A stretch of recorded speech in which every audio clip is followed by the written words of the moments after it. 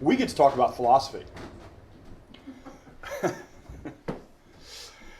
I am John Immel. Some of you know me, some of you don't. You will learn to love me, I'm confident.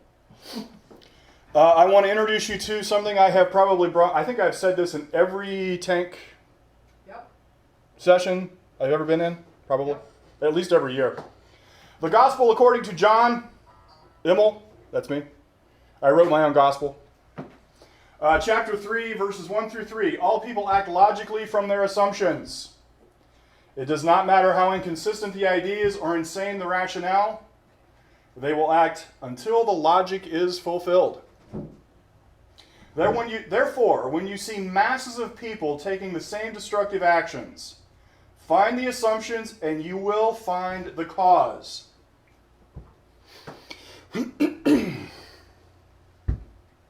And here is the fundamental premise that I'm trying to bring to light. People act consistently from their body of ideas.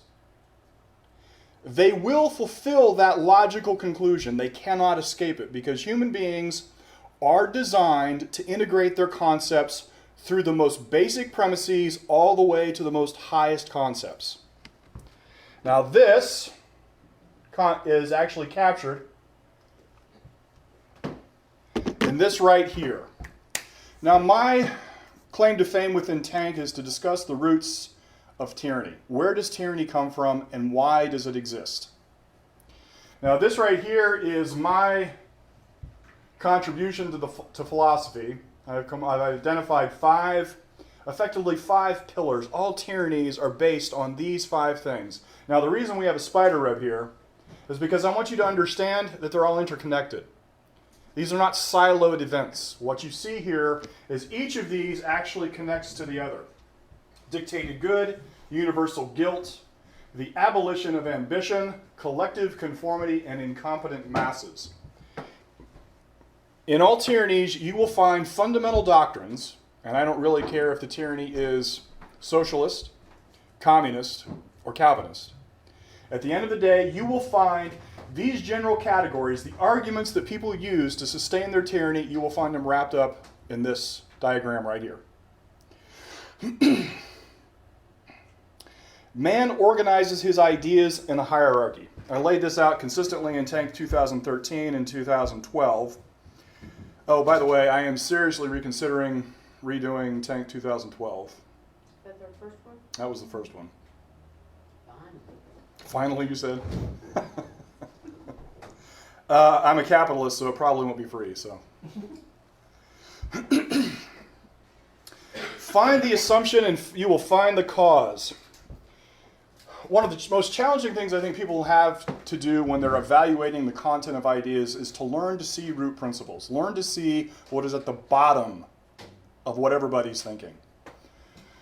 Now to do that, I've been trying to explain this concept now for a few years. And the first thing you have to do is to learn to think philosophically. At the very foundation of philosophy, all men organize their ideas into a cohesive whole, and that science, that practice is called philosophy. Now, I don't care if you're somebody from Timbuktu or you're a hardcore academician. At some point, you organize your ideas into a cohesive whole. Now, you may not be aware of it, it may not be explicit, but you have an integration of your ideas. In the world of philosophy, that process goes by these subdivisions: metaphysics, epistemology, ethics, politics, and aesthetics.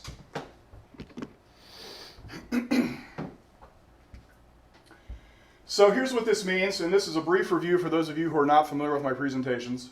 The nature of existence is metaphysics. Our most basic assumptions about the world in which we live. This is the process of metaphysics. How we know what we know is epistemology.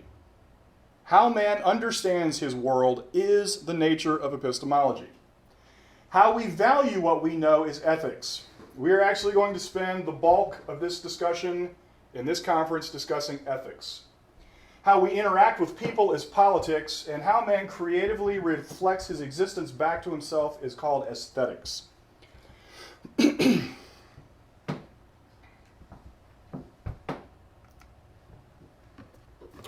So this year we are going to focus on the central assumption. Is there a, you know what, I can just have do this. Trigger. Right here is aesthetics or ethics. In this year's conference, we are going to focus on the central ethical assumption of the Western world, indeed the whole world. The Gospel according to John Immel, chapter 7, 17. By the way, I just make those up. I really don't have 7 chapters in my Gospel, but you get the idea. Here it is. Sacrifice as the highest moral ideal is the linchpin of the coming the coming dark age. I'm going to let you ponder that for a minute, because most of you think sacrifice really should be the highest moral ideal. Now you can see that I crossed out the word Protestant, and I did that not to minimize the Calvinist Christianity's role in the coming dark age, but to emphasize that Western culture is heading towards a collapse. The Western world is committing ideological treason to the ideas that brought liberty and light to the whole world. The Western world's central philosophical betrayal is the renewed embrace of the primary ethic of sacrifice. 21st century men have decided to abandon the power of individualism and replace it with the primordial ethics of shamans, tribal warlords, and despots. There is no small irony that the Westerns slide into self-destruction, that Christianity is paving the way with Augustinian and Calvinist doctrines from ages past that have already proved what they will create. They have already proved that the ideas taken to their logical conclusion will create death, poverty, suffering, and darkness. It is ironic because Christians like to pretend they are ethical innovators. Christians love to talk about being separate from the world, and being worldly is the same as being evil. But as Christians, they have unique transforming ideas. Christianity likes to pretend that it originated all the good ideas and only the bad ideas exist in the world. Christians like to think that self-sacrifice is a wholly unique Christian concept that started when Jesus hung on the cross. They like to think that the world is committed to selfishness and ego. Individuals engaging in self-interest are worldly. But like most myths, when studied beyond the surface, it becomes clear that Christianity regularly steals its ideas from other sources. It becomes clear that Christianity repackages worldly ideas and presents them as in their own name. For example, taking over Sunday as a day of divine service. It was originally a Greco-Roman holiday dedicated to Zeus. Taking over a pagan winter festival and decorating trees and calling it Christmas. And probably amongst the most egregious rip-offs in history is the exappropriation of Jewish scriptures as source of Christian authority, all the while persecuting and killing the very people to whom the documents were written. So here is the myth revealed. Christianity did not invent sacrifice for the greater good. Indeed, the oldest of all worldly ideas is sacrifice as the highest moral standard. The oldest moral standard known to man, practiced in all cultures and in all continents, is the foundational premise that man must sacrifice himself, must sacrifice his self-interest for the gods, for the tribe, for the people, the king, the nation, and the greater good. For the whole of human history, it has been presumed that man is a sacrificial animal.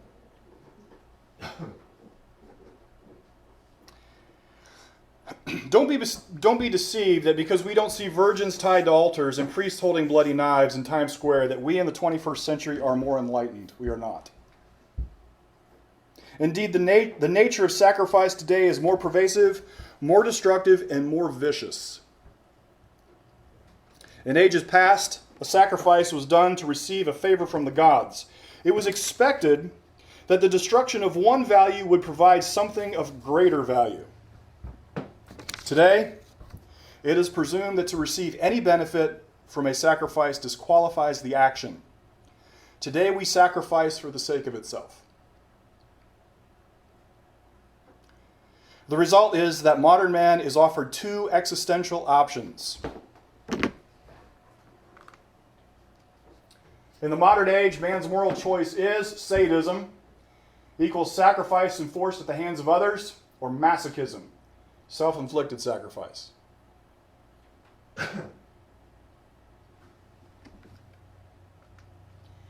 Sacrifice is destroying America. Sacrifice is destroying a free society at its root. Sacrifice is corrupting government. Sacrifice destroys achievement. Sacrifice destroys the meaning of words. Sacrifice destroys marriages. Sacrifice gives Calvinist thugs the moral power to perpetrate their tyranny.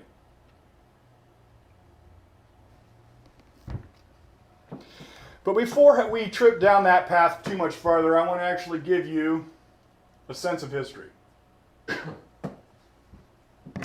Let's take a look at world history and sacrifice in world history. 3500 BCE. BCE, for those of you who don't know, means before the Common Era.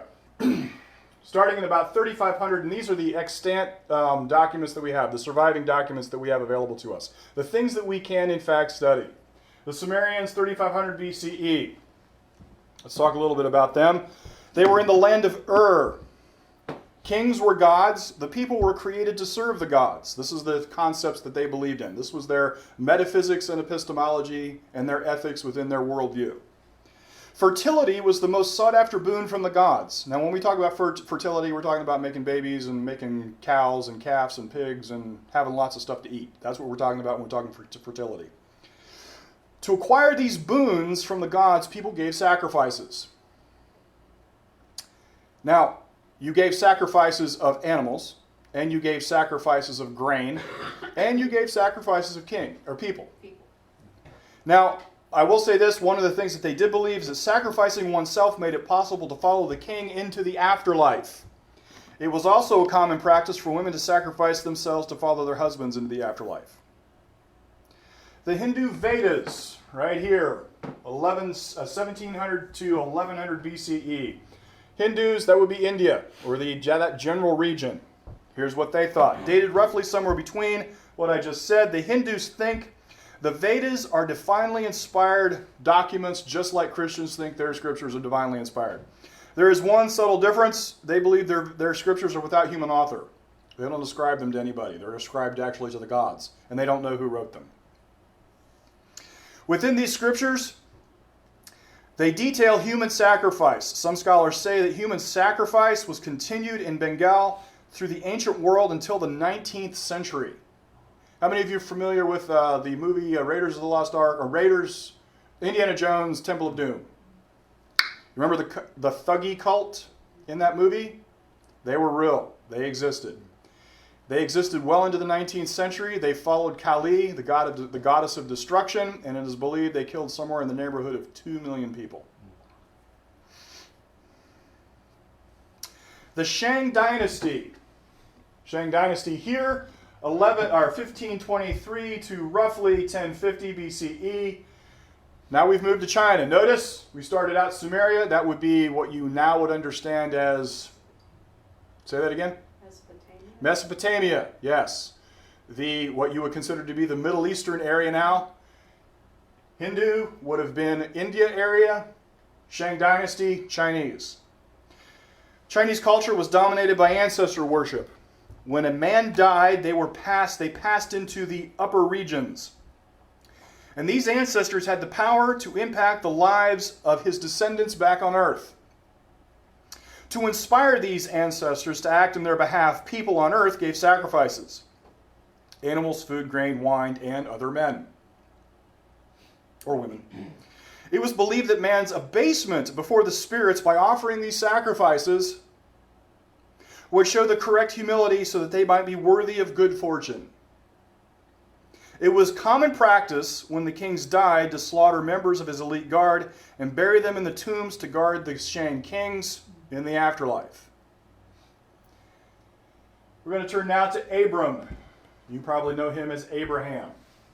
About 1700 BCE. Some of you are about ready to have a coronary. You're very sure I've just misdated Abraham's existence. Well, I haven't misdated Abraham's life, but it is. But I understand it's hard to argue with conventional wisdom. Most people are pretty sure they know when the 5 books of the Pentateuch were written. But if you care to check my scholarship, I highly recommend a book called Old Testament Survey by William Sanford Lasore, David Allen Hubbard, and Frederick William Bush. Okay, so let's read from the Bible. Excuse me, John. Just for argument's sake, what is the traditional date of that Most scholars, well, most people assume based on what's in through Genesis. Mm-hmm. If you do the genealogies, mm-hmm. it places the patriarchs, 1200 BC? Maybe 7, give or take 100 years? Much closer to the Exodus out of Egypt. When in actual fact... I guess it depends which way you go. I guess it depends which way you go in the timeline. Well, I was actually acknowledging I understand that many people will argue with my 1700 BCE. But I do want to I want you to notice here the relationship of Abraham to the Sumerians. That's exactly the point I'm about ready to make. Now, I know I don't usually read out of the Bible, so don't pass out. Genesis 11:31. Oh, and this is also an ESV, so the Calvinists should be really, really pleased. Terah took Abram, his son, and Lot, the son of Haran, his grandson, and Sarai, his daughter-in-law, his son Abraham's wife, and they went forth together from Ur. Remember, Sumerians. Ur of the Chaldeans, to go into the land of Canaan. But when they came to Haran, they settled there. That's Genesis 11:31. Genesis 22, 1 through 3. After these things, God tested Abraham, and said, Abraham. And he said, Here am I. He said, Take your son, your only son Isaac, whom you love, and go to the land of Moriah, and offer him there as a burnt offering on one of the mountains which I shall tell you. So Abraham rose early in the morning, saddled his donkey, and took his young men with him, and his son Isaac. And he cut wood for a burnt offering, and rose and went to the place which God had told him. I can't decide if I want to exegete this later in the conference. I'm still debating, but maybe I will, maybe I won't. But I do want to talk about this. There are 2 things I want you to see. First, notice where Abraham and his whole family is from. That would be Ur. That would be the land of the Sumerians. And we just talked about their fundamental assumptions about human existence. Sacrifice was a primary. Second, notice it never occurs to Abraham that this is something weird. Yeah. This is not strange to him. Yeah. This is not unique in his mind and not unique in the minds of men of his age. It would have been perfectly acceptable with the culture he was familiar with. Yes. More importantly, the chances are he was not the first man or the 100th man or the 1,000th man to believe that some God somewhere had told him to sacrifice his kid. Now, this is actually also very, very important. Abraham would have been amidst a pantheon of gods. His world, everywhere he looked, was a god. So, and he's got this kind of personal one that was probably named Yeshayahu. Maybe. We're not sure. And it isn't a known god to too many people, if anybody. His household knows him, just because they have seen him prosper because of what this God has done and said. But this isn't a pervasive God. And so this obscure God says to this man, by the way, go kill your kid. There's nothing abnormal here in Abraham's mind. So it's crucial that you understand that at no point is sacrifice as a concept unique here. So now let's go ahead and move forward. I'll let you let that sink in for a minute. And let's fast forward to the Pythagoreans in the 5th century BC. Now, I could have actually filled up this timeline with other cultures with the exact same thing. But I think my case is reasonably well, at least the beginnings of. This is not a full doctoral dissertation. But I want you to understand there is nothing unique about the concept of sacrifice, and in particular human sacrifice, anywhere in the world up to here. Now we are going to jump forward to the Pythagoreans in 570 BCE. Now the reason I want to talk about these guys, I did a full analysis of the Pythagoreans and their impact on world history, world thoughts, 2014 I think. No, 2013. But a brief review here is in order. Their claim to fame, most of you know the Pythagoreans by the Pythagorean theorem. Their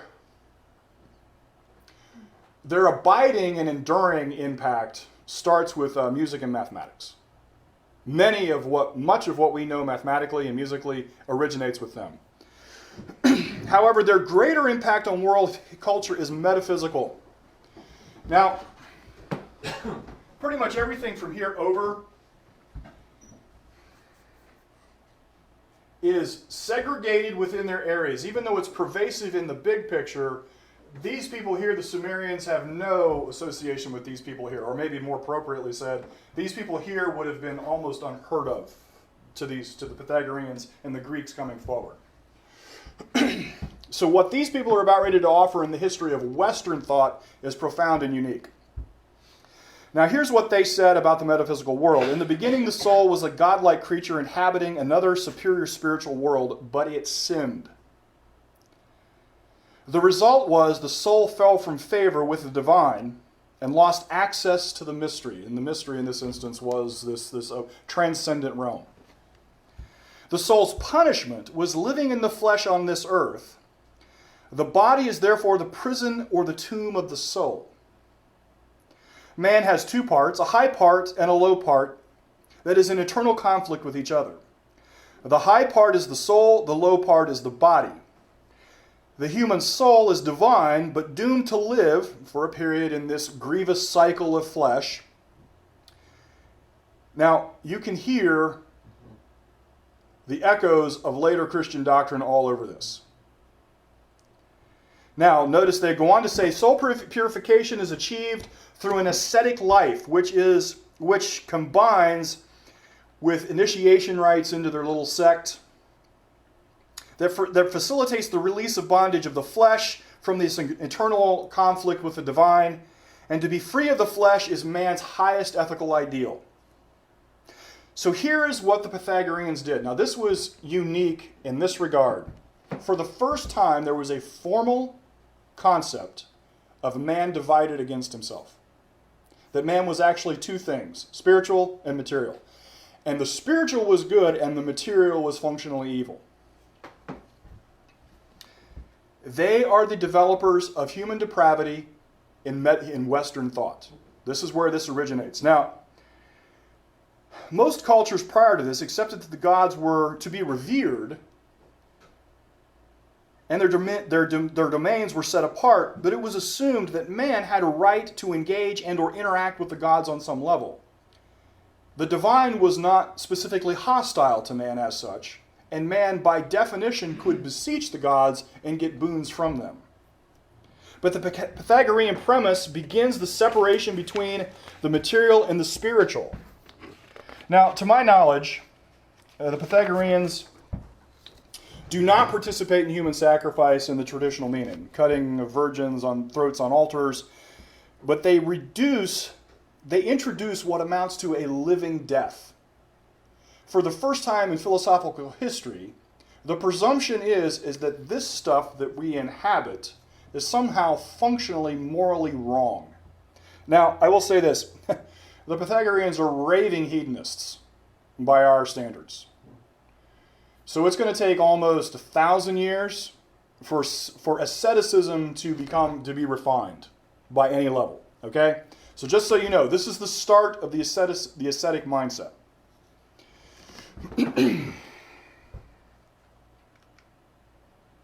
Okay. Slide 9. Now, you probably remember this from 2013. This is actually the same slide. And I left all of this in here. We're not going to go over all these people again, but I left this in here because I wanted you to see the context, the bigger context in history. Here are the Pythagoreans, right? Now here is the Cynics, the resurgent Pythagorean movement. Basically, we have these ideas moving forward. The Cynics here, we have a resurgent Cynic movement, 2013. Go back and review. This will make more sense. And another resurgent Pythagorean movement all the way here. Notice we're almost at 450 Common Era. This is almost 400 years after Jesus has lived. Notice where we are here. We have Augustine and Plotinus, right? Plato to Plotinus to Augustine. You know what? You know what I did? Plato should be about right here. And I deleted that. So you get the idea. Just keep that in your head. Plato should be about right here. I detailed this relationship in a previous conference, but I never tired of pointing this out. Augustine's theological pedigree is rooted in Plato's philosophy. I'm going to say that again because it bears repeating, and I really like saying it out loud. Augustine's theological pedigree comes from Plato via the Neoplatonist Plotinus.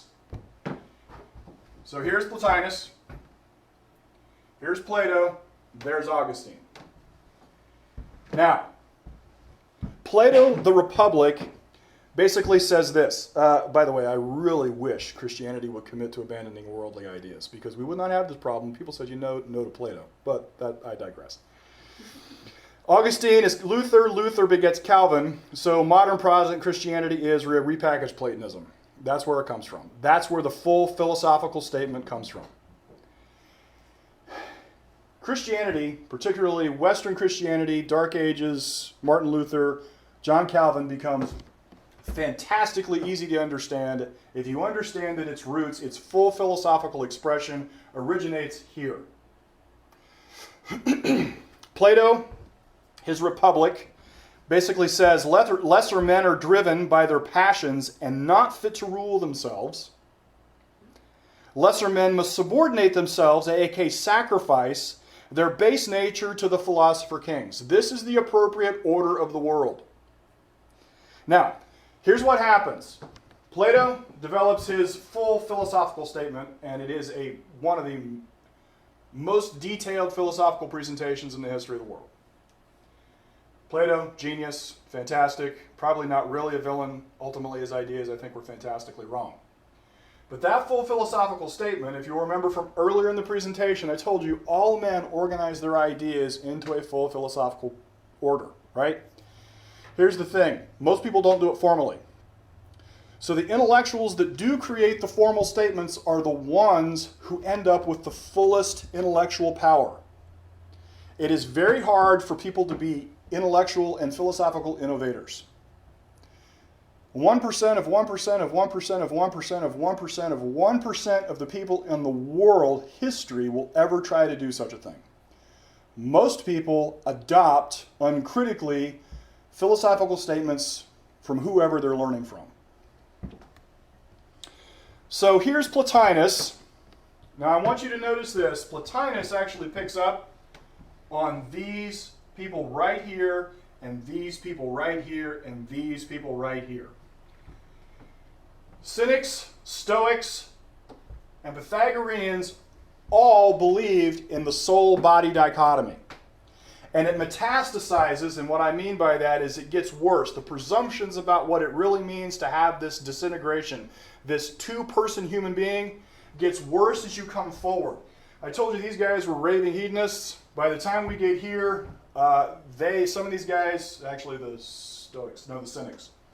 By the time we get to the Cynics, they would make some anorexics look fat. Their commitment to the destruction of the body is transcendent by this point. And this is what Plotinus picks up on.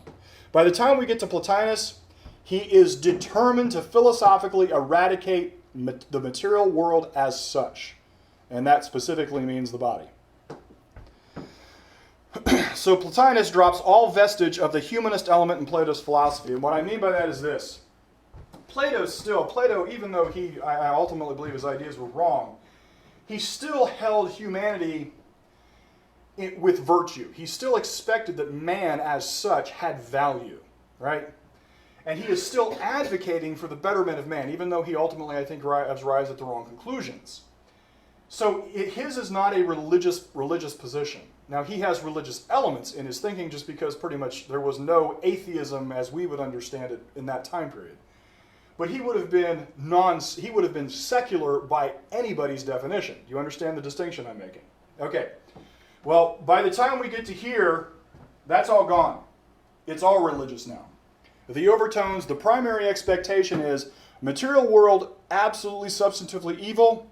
The divine is good. Okay? Now, here's where it gets interesting. Plotinus probably would have faded into oblivion had it not been for St. Augustine. Plotinus inherits, he gets his Platonism. I don't even know, he gets a copy of Plato's writings. I don't remember how exactly. And then Augustine ends up getting Plotinus. And here's what Augustine does. Augustine uses Plotinus' anti-material metaphysic and weaves Pythagorean soul-body dichotomy into Christianity. Augustine says that the nature of man's sacrifice is individual, and this is actually very, very important. Up until Augustine, men didn't really consider themselves individuals. I mean, they might have identified that they were soul people, but they were always part of something larger. Their nationalities mattered. Their participation in the tribes mattered. They conceptualized themselves in the collective mindset, right? Augustine is the first philosopher to introduce individuality, and more importantly, an introspection, a morbid introspection to the interior. Most of you are very, very keen on, when you do self-analysis, looking inside and then finding your flaws. This is Augustine. This is Augustine's heritage. And this is entirely unique as we're coming forward in the history of philosophy. This kind of morbid introspective individualism. Now, he metastasizes the Pythagorean concept of asceticism and turns it on human life as such. Life qua life, life as life, is the greatest threat to divine existence. The whole of his theology has a singular aim: to make man's life unlivable and make death the moral ideal.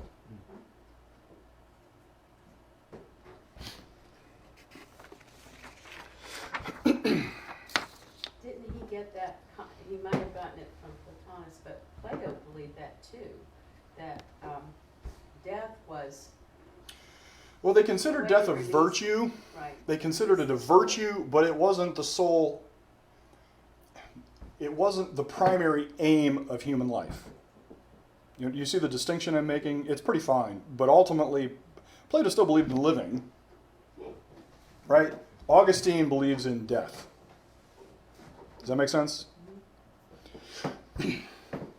So now here's the problem. This is why I said Plotinus probably would have faded into nothing if not for Augustine. Augustine's doctrine becomes effectively the de facto standard of Christian orthodoxy for effectively the next 1,000 years. He stands intellectually unopposed. There is no legitimate intellectual resistance to Augustine's doctrine effectively until St. Thomas Aquinas. And the reason he does this, the reason he is so successful here, is because his doctrine is both orthodoxy, it's both heresy and treason to oppose. So basically it's backed by government power. So the logical conclusion of a doctrine that condemns the body is called asceticism. Asceticism is the soul-body dichotomy, the intentional destruction of the evil material world put into practice. I didn't say that well, let me try again. Asceticism is the soul-body dichotomy, the intentional destruction of the evil material world put into practice, into human practice. It's no longer a theory. Asceticism, particularly the asceticism that worked its way across to Europe, was the practice of trying to incrementally destroy the body. And I actually talked about this, this was probably also 2014, when I talked about the lengths they went, the ascetics, the lengths they went to destroy the body. Staring into the sun until they were blind so they wouldn't lust after women. Sitting on rocks until their legs wasted away. Drinking dirty laundry water. The list is endless of that kind of thing, right? So Christian Europe basically decides that Paul's metaphor to beat his body is actually taken literally and seriously. They try to put this into practice culturally.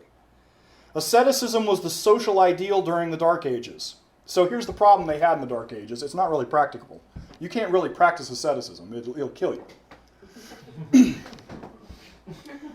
So it's not widespread, but here's the problem. The cultural heroes were the ascetics. Your saints, historically, your saints are almost all ascetics. They're almost all individually self-destructive, but they're held up as a moral ideal.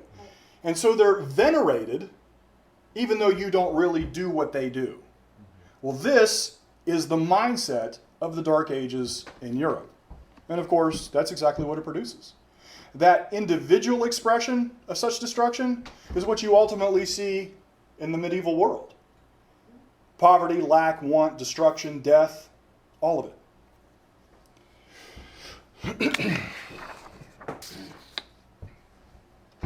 So the Dark Ages are dark in principle because the ideas behind the societal action are dark in principle. I'm going to ad lib here briefly.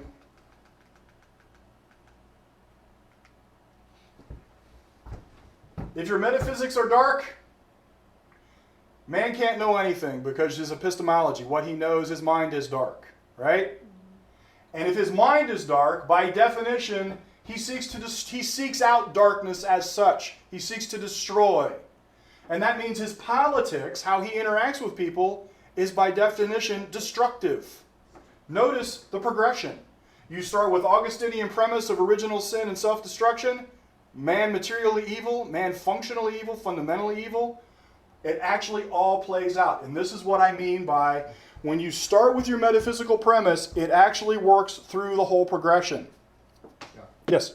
And I brought up this point a couple of years ago, too, with regard to aesthetics. And I brought up the point of the communist goals for, this was from the Communist Party in the United States back in 1950, whatever. And one of the things had to do with art, and it was to promote art that was without form and shape and ugly. That's the communists. Yeah. Which, of course, communist ideology is a result of this Yes. philosophy. Yes. And so everything that you just said reflects itself in its art. In its art. That's exactly right. And I'm glad you actually went that direction because I want to echo what you just said here. Notice the Christianity. Now, mind you, we have Jesus, right? We have his disciples. He comes preaching that he's anointed to set people free.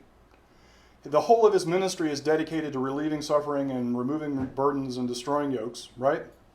The disciples step up on the day of Pentecost, and Peter says, this message that you have already heard, how Jesus of Nazareth was anointed with the Holy Ghost and power, to go about doing good and healing all who are oppressed of the devil, right? That's that message. The emblems of the early church were the ichthus, the fish, a tribute to the disciples who were fishermen, right? By the time we get to the 5th century, Christianity has replaced its primary image, its primary artwork, to what? The cross. Torture. And that's exactly right. It doesn't take a scholar to understand why the ichthus is replaced by an enduring icon of torture, murder, destruction, and terror. It is because, as Augustine framed Christianity, it absolutely tracks that they should be subject to death and destruction. And their artwork reflects that, which is effectively what you were just saying. Your philosophical statement, your whole philosophical system, at the end, the leaf on the end of the tree, the art that actually fuels your worldview, is reflected ultimately here. This is the root.